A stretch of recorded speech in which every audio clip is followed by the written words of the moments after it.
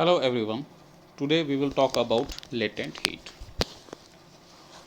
What happens when we keep on giving a substance heat? Let us think about the solid substance in the first hand.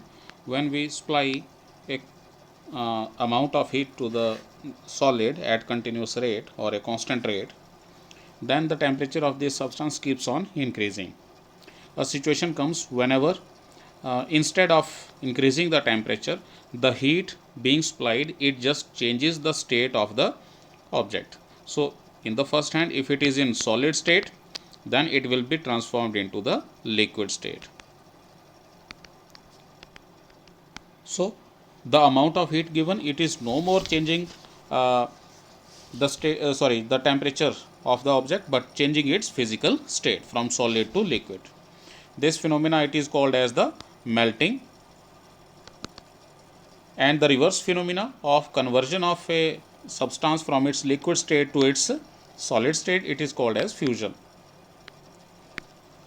So amount of heat required to change a substance from its solid state to a liquid state, it is called as latent heat. It is called as latent heat of fusion or melting. So this is what we understand from the latent heat. And similarly, if we keep on supplying the heat to the object in its liquid state, then its temperature will keep on increasing till a situation comes whenever the heat given, it just changes the state of the liquid to state of the substance from its liquid state to vapor state or gaseous state. This phenomena, it is called as vaporization, and the reverse of it is called as condensation. The transformation of a substance from its vapor state to the liquid state. Again, the heat required to raise the heat required to change the state of the substance from its liquid state to the vapor state, it is called as latent heat of vaporization. So this is what we understand from the latent heat. But there are few things which must be remembered, that the heat given to a substance, initially it keeps on increasing the temperature of the substance. For example, we take ice. So it will keep on increasing the temperature of the ice till it achieve a temperature at which it starts melting, called as melting point. So the melting point of ice is 0 degree.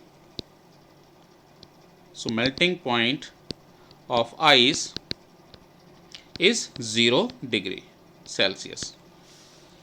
So at the melting point of ice, now the heat given to or being supplied to the ice, it is instead of changing the temperature, it starts converting this ice into its liquid state, means water. The liquid state of ice is in the form of water. Okay. So it happens at the melting point of the ice itself, which is 0 degree Celsius for example here. Because heat given here, it is instead of giving the kinetic energy to the molecules of the ice, which in turn represent the temperature. More is the kinetic energy of the molecules, more is the temperature. So at melting point, at the temperature of melting point of ice, the heat given to the ice, it is no more contributing towards the kinetic energy and hence temperature, but it is being used to break the bonds of the molecules of the ice. So during that process of melting at melting point, there is no change in the temperature of the substance, for example this ice here, and all the heat which is used, it is used to break the bonds of the molecules of the ice. So when all the molecules are broken, the ice gets converted into its liquid form, which is water. And if we keep on giving the heat even in this state, then now the heat will increase the temperature of the water, and this process continues till we get a point called as vaporization point, where the water gets transformed, vaporization point, or it is also called as the boiling point. In case of water, it is 100 degree Celsius. We are taking this as an example to understand the latent heat of fusion or the vaporization. So water, when being heated on, its temperature keeps on increasing till 100 degrees Celsius, which is the boiling point of the water. At this point, all the heat given to the water, it, instead of changing the temperature or increasing the temperature, it just changes the state of the water from its liquid state to the vapor state, or we can say gaseous state. So temperature remains at 100 degrees Celsius. Whatever amount of heat is being given, it keeps on being used in breaking the bonds between the molecules of the water and getting it converted into the vapor state. So this is what we understand from the change of the physical state of the object. During this process of changing the state of the object from solid to liquid, the amount of heat required at constant temperature, it is called as latent heat of fusion, whereas the amount of heat required in changing the liquid state of the substance to its vapor state at its boiling point, it is called as latent heat of vaporization. And whether it is latent heat of fusion or latent heat of vaporization, the temperature of the substance remains same. And also we can indicate it on the graph.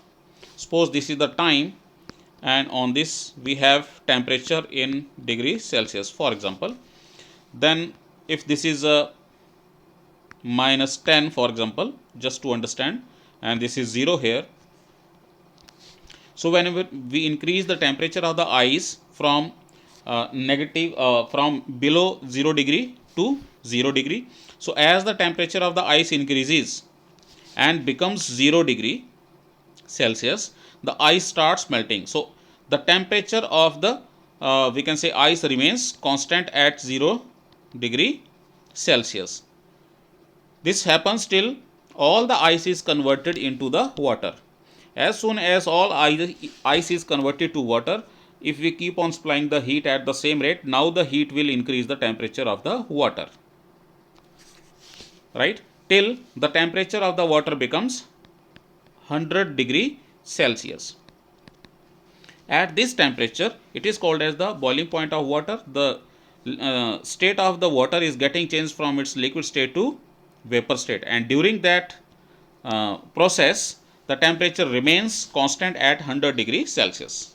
So this is how we understand the latent heat of change in the state of the substance. So it is the latent heat, or it is also called as the hidden heat of, we can say, fusion or melting. And second one is the latent heat of vaporization or condensation.